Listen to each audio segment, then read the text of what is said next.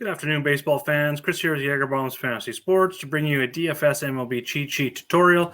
I've added some things from last year, so I just wanted to give a little bit of a refresher to some of the old members here, existing members, on some things that have changed and how things look going into and throughout the 2023 season. And if you have any suggestions of things maybe you want added, definitely hit me up in Discord. And to do that, you can get in with a free trial. You can check out the link below this video in the description. You can get in and try us out for free, or you can grab a baseball package over at wop.com/Jagerbombs. You can head over there. That link is also down below. And for we have daily, weekly, monthly, yearly pricing. We do over 10 different sports. So make sure to go over and check us out. So we're going to start on the cheat sheet. I'm going to make it a little bit bigger for everyone to see here. So the first tab that you're going to see on the cheat sheet is the daily matchups. And it's just kind of a team-by-team matchup look to give you. I use this tab, and I'm kind of, as I go through these tabs, I'm going to let you know kind of how I use these, what formats I use these for, because I do sports betting, cash games, GPPs, tiers, all that different kind of stuff. So I'm just going to kind of fill you in on how I use this throughout. So the daily matchups tab's kind of something that I use for sports betting matchups, because it kind of gives you a look at team versus team, the starting lineups once they come in for each team, the pitchers, the pitcher stats, the odds, the total team WOBA and WRC plus. I'm going to go over WOBA and WRC plus shortly, and then the splits versus righties and lefty pitchers. Kind of gives you a scope of that entire game, each team's win streak, their overall record, that sort of stuff. So this isn't one of the main tabs that I use on a daily basis, but for when I do my sports betting, which is usually comes after my DFS lineups, that is where I turn is this tab. So the next tab I want to go to, it is my number one tab where I start each and every day, is the starting pitcher tab. First of all, we've got the slate, shows you which slate, because every day there's going to be multiple slates. We've got name, team, opponent, handedness of that pitcher, DraftKings, and FanDuel pricing. We've got FanDuel and DraftKings projections. Those are fed in from good friends at DFSR.com. I've worked there for it's been about 7 years now.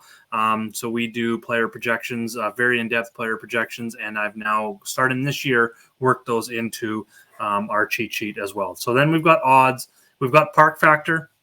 And for Park Factor, you can find that also the Park Factor tab over here in purple at the end. They're going to take you right to the Baseball Savant website, and it shows all the numbers here. Now, everything is based off of a level 100 is league average. So anything you see above 100 is obviously 1 percentage point above league average. For instance, the Colorado Rockies at 117 Park Factor means there is a runs produced at a 17% more than average. So that's what that means. And then the other Park Factor that I draw out of here that you'll see on each individual tab is the home runs. So then I also look at home runs as well. So right now, Texas is the number one hitters park in terms of power so far this year, 63% above average, which is absolutely crazy. Whether they'll keep that up or not, that's where the Park Factor comes from. So back to the starting pitcher tab. After that, we've got the stats, games started, ERA, XFIP, WHIP, which is walks and hits per innings pitched. Now, I'm going to kind of go through this video and keep it fairly short. If you have any questions on any of these stats, advanced stats, anything on the sheet whatsoever once the video is over, please hit me up in Discord, private message, or in the MLB Talk channel, and I can help you walk through any questions that you may have, because I just trying to keep this as short as possible so it doesn't really drag on. So we've got swing and strike rate. So something I do in terms of looking at my pitchers, if I'm looking for upside, I want a pitcher that has high K rate. And then I also want to see that backed up by a swinging strike rate. And that just means the percentage of time that the opponents are swinging for strikes versus the pitcher. So you're looking for about anything double digits, 10% is about average. Start getting good. 11% is really good. Anything above that is like elite. So we look down here at Domingo Germán so far this year, whether he's using sticky stuff or not. 15% swinging strike rate. Another way to look at it is we look at JP France here. He's only got a 20% K rate, which is well below average. Average is about 23%, somewhere in there. Changes year to year. So he's well below average in terms of his K rate. But if you look at his, we're looking at Matthew Boyd. Same thing, 20.9% below average K rate, but he's got a 13.4% swinging strike rate. That tells me he's getting a lot of swing and misses, just not completing those strikeouts, whether that be pitch selection or whatever it may be. He looks like he maybe is going to get some regression positive regression in terms of that K rate. So that's one thing I look at there. I do kind of the same comparison when I look at a pitcher's ERA versus xFIP. ERA is very backwards looking stat, so it tells you what happened as a result in the past. xFIP kind of tells you what are we expecting in the future.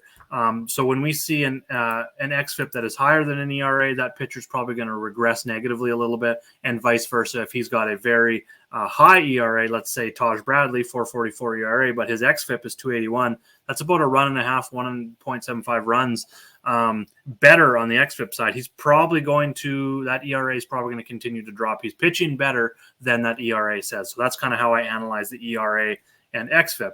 And then again, WHIP is just walks and hits per innings pitched. So you want a pitcher with below 1 is elite. So that's kind of what we're looking for, or else we start putting a lot of guys with high WHIPs don't make limits our floor, obviously, for, we get points per every out, but it also limits our upside for pitchers as well.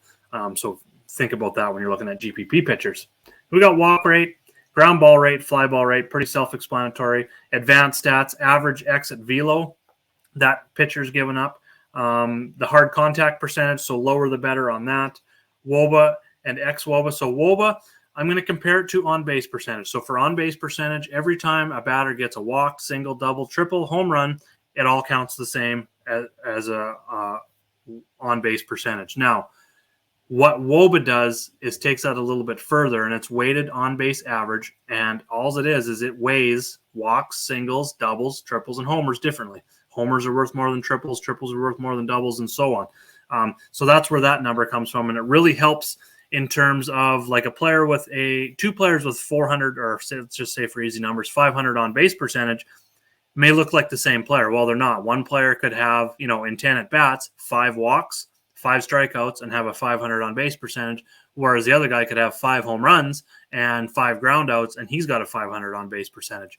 So that's where I don't like OBP and the traditional slash line anymore. I like to use the advanced stats, and that's where WOBA comes in. That's going to separate those two players, and you're really going to be able to tell the difference between the guy that's just getting you those walks and the minimum amount of points and the guy that's driving the ball in the gaps or for home runs and giving you a lot more chance at more fantasy points. And then xWOBA is just the expected. So what they're looking at for this stat is what is the expected WOBA of this pitcher based on the average exit velo, the hard contact, that sort of stuff. So if, for instance, Nathan Eovaldi is actually pretty close, 262 WOBA, 267 xWOBA, very, very close. Taj Bradley, going back to that again, we talked about the ERA and xFIP. His WOBA given up is 308, but it's been a lot better, over 20 points, 30 points actually on the xWOBA. So again, another indicator showing us that Taj Bradley's numbers are worse than he's actually pitched so far this year. Same with slugging and xSlug. It's just the expected slugging percentage that he would have given up based on those exact same indicators. So then if we slide over a little bit more, once we've analyzed our pitcher, we can see the opponent. So it actually shows here what opponent they're playing, which correlates with this opponent versus daily split. All that means is if you want to come over and look what a team does versus lefties versus what they do versus righties, you can do that over here. And then what I do here with this opponent versus daily split is just break it down. So if the pitcher's facing, if the team's facing a righty, we're just going to look at the splits for that team, Detroit, versus righties. And if they're facing a lefty, like Baltimore's facing lefty Logan Allen today, we're only going to look at Baltimore's stats versus lefties. That's what these 3 columns are here. And then we've got the opponent stats for the whole season and the last 14 days. So you can kind of break all of that down. And then over on the right is just where I have my model. You can actually create your own copy of this. And if you want to change these numbers up top, you definitely can. Like for more upside, maybe for GPPs, you want to crank the K percentage up to 50%, throw some swinging strike rate in there, that sort of stuff. So that's the pitchers. That's where I always start, is with my pitchers. I like to analyze how much I'm going to be spending on my pitchers on DraftKings when we have to roster 2 of them. And FanDuel, one of them, obviously. Just kind of see what we got left for bats for the day. And then I turn to the team stacking tab. This lists, again, by slate and by implied runs, which is Vegas implied runs. Anything you see, I've got the early slate highlighted for this video. So green are my core teams, core plays. Blue are secondary, and yellow are teams I'm looking for value bats out of to make it all come together. So it shows implied runs for every team. ranks them also by implied runs. It shows you what park they're playing in. It shows you, again, that park factor. The only difference you're going to find between pitchers and batters in terms of the park factor is how I color code them. Obviously, a higher number means it's a hitter's park, so that's going to be green when you're analyzing bats. But when you're analyzing pitching, that park factor, the lower the number, is going to be green because obviously we're looking for pitcher's park. Let's keep that in mind. So for every team here, St. Louis, it shows their overall numbers, their numbers the last 14 days, their home splits, their road splits versus righties versus lefties. Again, back to versus the daily split. So St. Louis today is facing a righty. So it is showing here versus the daily split is going to be against righties. The reason I do that is so that we can compare all the teams together against their splits without having to go back and forth. This team's versus righties, this team's versus lefties. We see it all the way down one entire column. So then we can go over and we can look at the pitcher that team is facing. We see all of that pitcher stats. Obviously, things in green are going to be good. We want to target bad pitchers, so that's why like a 9.35 ERA is in green. We can see that pitcher splits versus righties and versus lefties, which comes important when we're looking at, okay, we like St. Louis. Let's grab another one here. Right here. Perfect one. Baltimore. We like Baltimore today, but we don't really like Baltimore versus righties because the pitcher is 2.67 ERA, 3.80 xFIP, and only a 3.06 WOBA against righties. But against lefties, he's got a 6.35 ERA, a little bit better xFIP at 4.37, but a 4.04 WOBA. Giving up anything over like a 3.50 WOBA to any handedness or overall is really bad. So anything over 400, we really want to target. So it looks like lefties, Baltimore lefties versus Logan Allen, which is kind of a reverse split for him. And it is a smaller sample size with Allen in the majors, but still, he's been giving up a lot of hard hits to left-handed bats. The other important part here, especially when I'm looking at building GPP lines, is if we're targeting bad pitching, that pitcher's probably not going deep into the game. So we really should be looking at teams' bullpens. So we can do that here. Looks like I've got a few errors to fix, but we can look at this is overall for the season: ERA, xFIP, WHIP, home run to fly ball rate, K rate, and walk rate. You can also break those bullpens down even more, especially if you play showdown and you're looking for maybe some relief pitchers. You can actually come over and look at the team bullpen report, which again, it's got some errors. That'll be fixed once the video is over here. You can see season numbers and last 7, so over the last week. And then you can actually come to the bullpen usage tab, and you can see each individual team, the relievers that they have in their bullpen, when they were last used, and their stats as well. So that's been really helpful for the guys that are playing showdown. You maybe want to punt a pitcher and load up on bats. That's a very good strategy. It works a lot. I would recommend it mostly. It all depends on the game, to be honest. But, where there's a lot of superstars in the game, maybe 2 top pitchers going against each other, you can maybe throw in a reliever in there and you can really start stacking that game in terms of showdown, captain mode. So after the starting pitcher, we've got starting lineups. So anything you see here in the green column D, those are projected lineups for the day. This is obviously the pitcher they're facing. This is their stats for the season, advanced stats, splits, last 7 days, and then the stack projections. And I'm going to go into that here right after this. So as lineups become confirmed, you're going to find that lineup in column F, and that is going to be the confirmed lineup. So then the stats are going to pull accordingly. Normally, I'm going to come through and I'm going to copy paste this info in here and then take this out, just so that, again, another indicator that you can tell that lineup is confirmed. So this is a place that I come after I've figured out what teams I want to stack, the pitchers I'm using. So I like St. Louis, so I'm going to actually just hover over St. Louis here, and it's going to take me over to that starting lineups page, right to St. Louis's lineup. And this is where I can now analyze their lineup. Whether I'm playing DraftKings or FanDuel, I can see their projection, I can see their stats, their splits, where they rank in terms of stack projections. And that takes me over to the DK Stack Projections tab. What this is doing is giving you whether you're stacking the 1-2 hitters in a lineup, 1-2-3, 1-2-3-4, 1-2-3-4-5. Those are the most common stacks that you can put together. So what I'm looking at is what's the total cost for each team's 1-2 hitters, 1-2-3 hitters, 1-2-3-4, and so on. What's the total cost of stacking them? What is the projection total between them? And what is the points per dollar of stacking that team? So as you can tell, Arizona is number 2 in terms of their 1-2 hitters in terms of stacking today. And because of their lower price is a huge points per dollar value. So that's kind of how I analyze this tab. This is brand new within the last month. Something I put together, and this changes throughout the day as lineups come in, as I change the projected lineups, as their confirmed lineups come in, these are going to change. So make sure to check back if you're looking at seeing, what teams are going to be the best value and stuff throughout the day for stacking. So after we do that, starting lineups tab is a very popular one where I get down into the individual players I'm going to pick. The other way that people go ahead and do this, I know this is a very popular, the starting lineups tab is a very popular, but if you're going through DraftKings or FanDuel and you're down now to second base, or you're down to, say, a third base or an outfield, and you're just looking for that position, I've also got individual player tabs. So you got all batters if you want to see all batters, all positions, or we can go through individual positions. So we'll start with catcher. Obviously, it's going to show you the player position. It's going to show you the batting order. Once those lineups are confirmed, that number is going to pop up in the batting order tab. So you know where, if you're analyzing where they're hitting, obviously higher in the order is better. That's a good tool to use.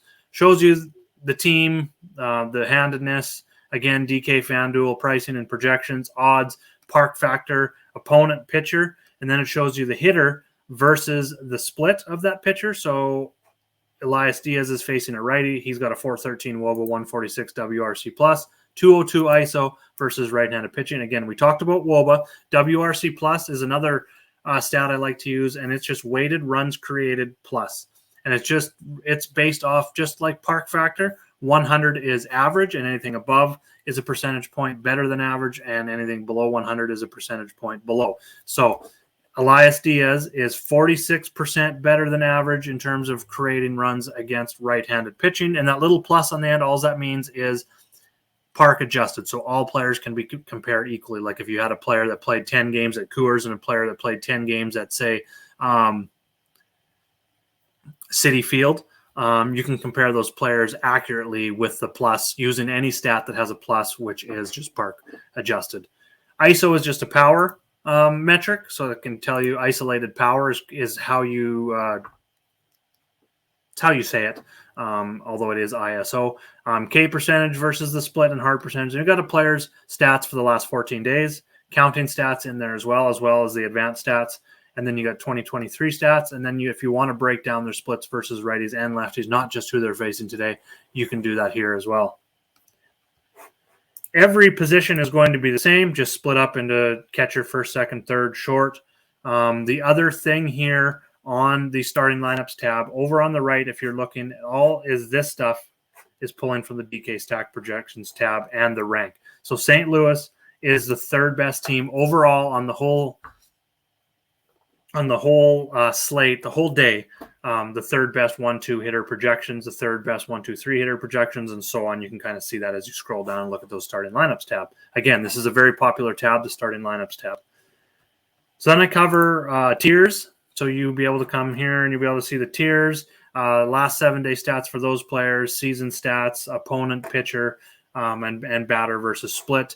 The days that I am playing, I also rank those or highlight them here as well.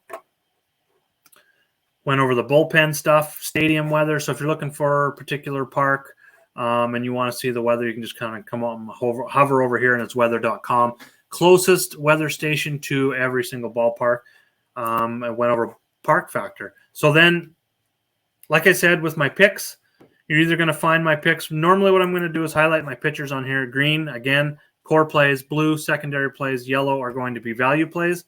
You're going to find that usually on the starting pitcher tab, the teams that I like. And then when I go into the individual players I like, you're either going to find that on the individual positions tabs or on the starting lineups tab. What I like about doing it on the starting lineups tab, say, for instance, St. Louis here, I like St. Louis, but some players I like better on DraftKings and FanDuel. So I can actually come through here, and if I like Newt Bar as a core play on DraftKings, but only as a secondary play on FanDuel, this is where you're going to find this info here, and this kind of gives you a little bit more look into whether a player is better for DraftKings or FanDuel, whether I think a player is better for DraftKings or FanDuel.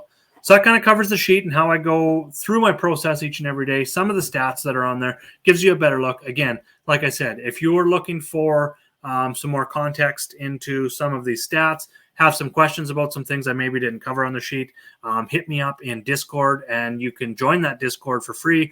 if you want. Just grab the link below the video here in the description, or you can grab an MLB package over at whop.com. Daily, weekly, monthly, or yearly packages. We also have an all sports package if you play multiple sports, as we cover 10 plus right now. Thanks for watching the video. Tried to keep it as short as possible, and good luck out there.